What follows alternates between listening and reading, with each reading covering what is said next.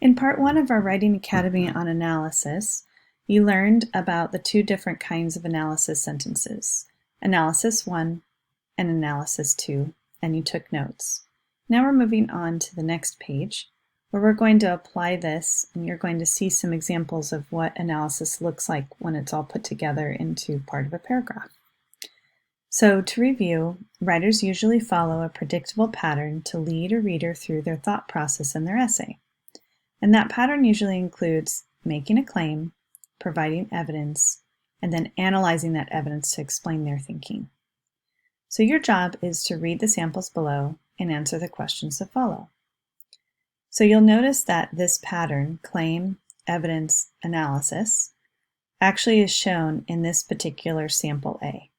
You have a claim, you have an evidence sentence, you have an analysis, and it's two sentences of analysis, analysis 1 and analysis 2. So the claim that we have in this particular example is that George cares deeply about Lenny. So we should see evidence of George caring deeply about Lenny from the book, and then in our analysis we should see some inferences and we should see opinions from the writer. So let's just go ahead and read it. Claim. George cares deeply about Lenny. Evidence sentence. To illustrate, George and Lenny rest at the river before heading to the ranch. George angrily complains about having to take care of Lenny, causing Lenny to threaten to leave and find a cave to live in. George remorsefully says, "No, look, I was just fooling Lenny, 'cause I want you to stay with me. I want you to stay with me, Lenny. Jesus Christ, somebody'd shoot you for a coyote if you was by yourself. No, you stay with me." Steinbeck 13, period. Analysis 1 says, despite his complaints about having to look after Lenny, it is clear that George is actually protective of him. Analysis 2. The fact that George doesn't want any danger to befall Lenny proves that he shows concern for Lenny's well-being. So let's kind of break this down. Analysis 1 is supposed to make an inference about the action in the text evidence. So the question is, what is the inference made in the first analysis sentence? So I'm going to highlight that color, and we're going to go back and ask this question. So if A1 makes an inference about the action in the text evidence, let's just go back to the text evidence first. So if you look at the text evidence, look at it closely, read it one more time to yourself.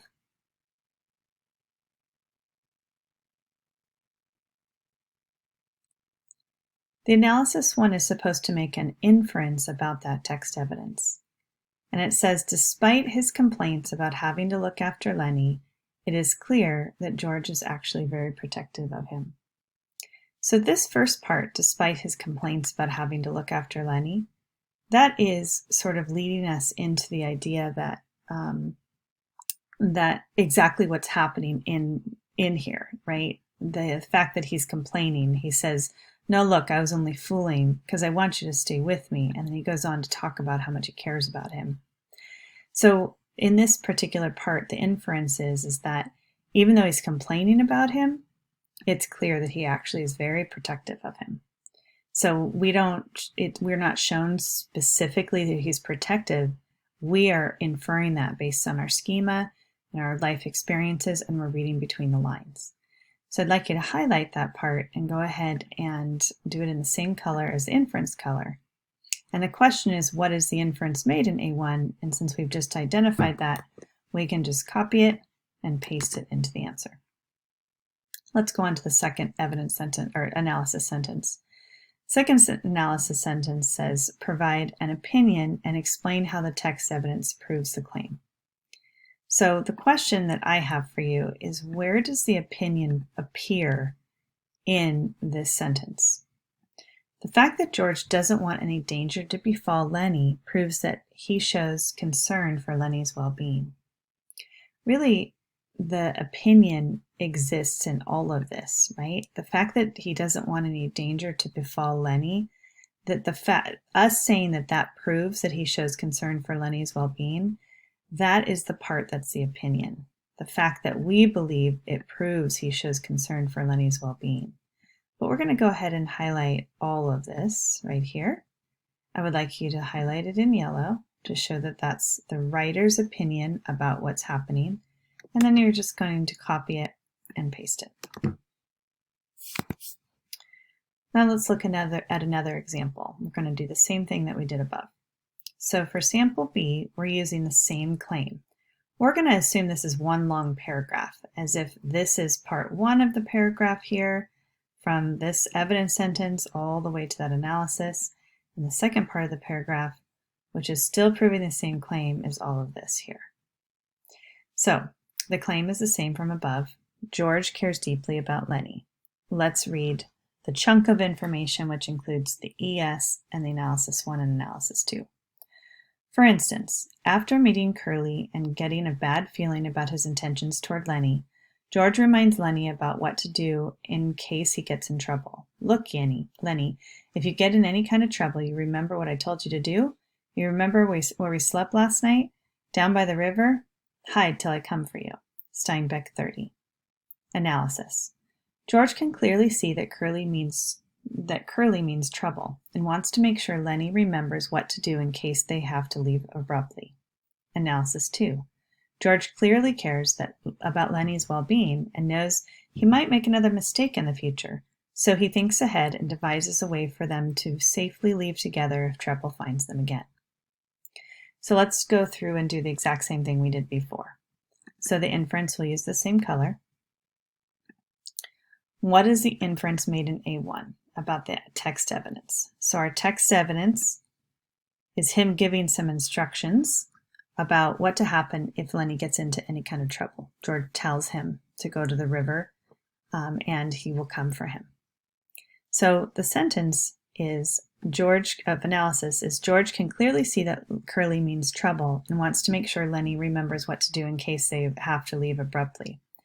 This part right here, wants to make sure that Lenny remembers what to do in case they leave abruptly, that's actually part of the text evidence. It's said in the text evidence, so that's not really the inference.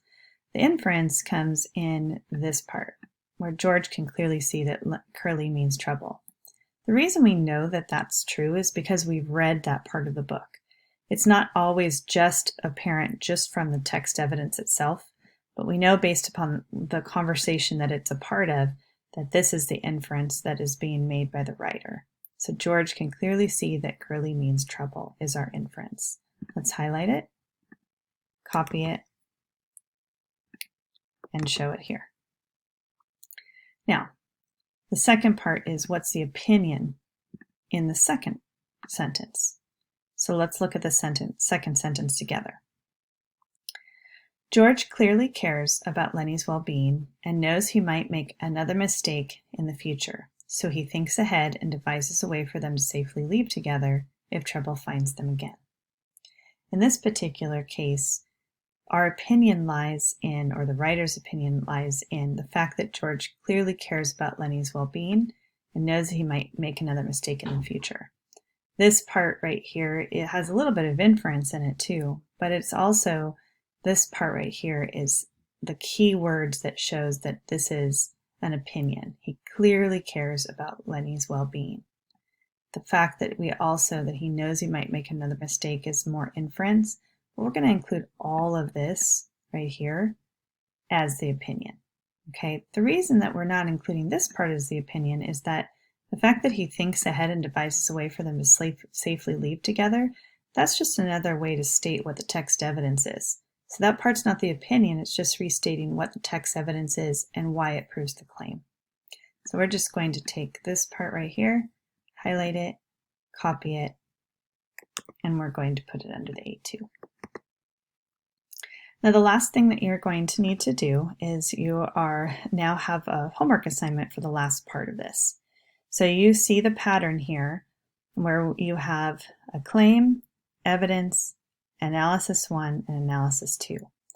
In the homework assignment, you're going to be provided a claim and you're going to be provided an evidence sentence. So essentially all of this will be provided for you.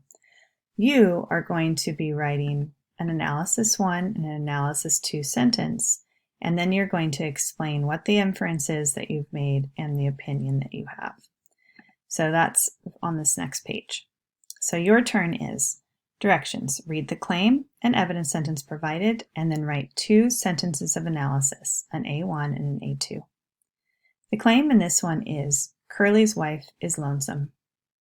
And the evidence is, for instance, as Candy, Lenny, and Crooks relax inside Crooks' room, Curly's wife interrupts them and confesses, "Think I don't like to talk to somebody every once in a while? Think I'd like to sit in that house all the time?" Steinbeck 77. So what you're going to do here is you're going to write an analysis 1 and an analysis 2. The analysis 1 is going to make an inference about the action in the text evidence.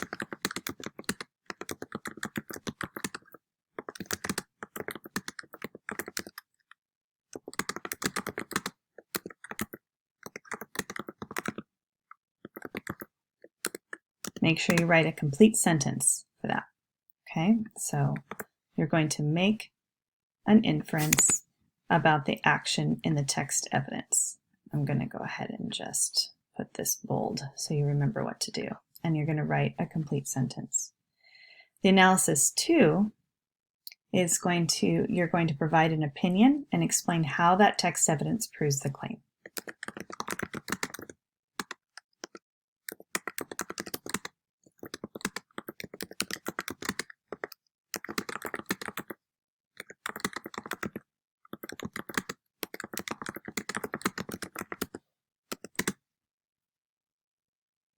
Okay, so go ahead and type that in there.